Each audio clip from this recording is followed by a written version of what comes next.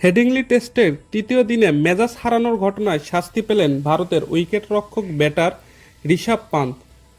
আগেই আঁচ করা হয়েছিল আম্পায়ারের সিদ্ধান্তে অসন্তোষ প্রকাশের কারণে শাস্তি পেতে পারেন তিনি। পঞ্চম দিনের খেলা শুরুর আগেই সেই শাস্তির কথা প্রকাশ্যে এলো।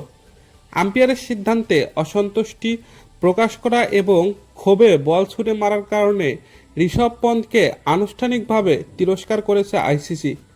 সেই সঙ্গে তার নামের পাশে যোগ করা হয়েছে একটি ডিমেরিট পয়েন্ট। ঘটনা ছিল হেডিংলি টেস্টের তৃতীয় দিনের। খেলা শুরু হওয়ার ঘণ্টাখানেক পর বল পরিবর্তনের অনুরোধ করেন ভারতের পেসার জসপ্রীত বুমরাহ। ততক্ষণে 61 ওভার খেলা হয়েছিল। আম্পায়ার ক্রিস গাপপানি সেই অনুরোধ শোনেননি। তার কিছুক্ষণ পরেই দেখা যায় মাঠের অপর আম্পায়ার পল রাইফেলের কাছে গিয়েছেন পান্ত। তার কাছে গিয়েও বল বদলে অনুরোধ করেন পান্ত। বলের আকার নষ্ট হয়েছে কিনা তা যাচাই করার জন্য আম্পায়ারদের কাছে একটা যন্ত্র থাকে।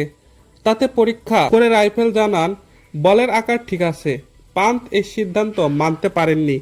রাগে বল ছুঁড়ে ফেলেন তিনি। তারপর ফিরে যান নিজের জায়গায়।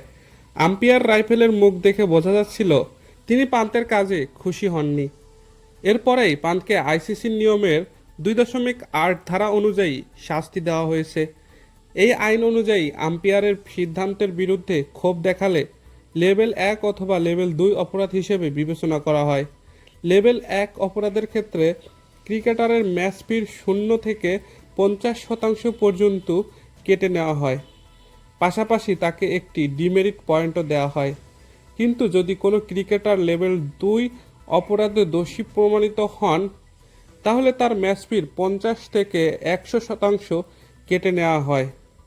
হেডিংলি টেস্টের ম্যাচ রেফারি রিসি রিডারসনের কাছে পান্ত অবশ্য নিজের দোষ স্বীকার করে শাস্তি মেনে নেন, যে কারণে আর শুনানির প্রয়োজন পড়েনি।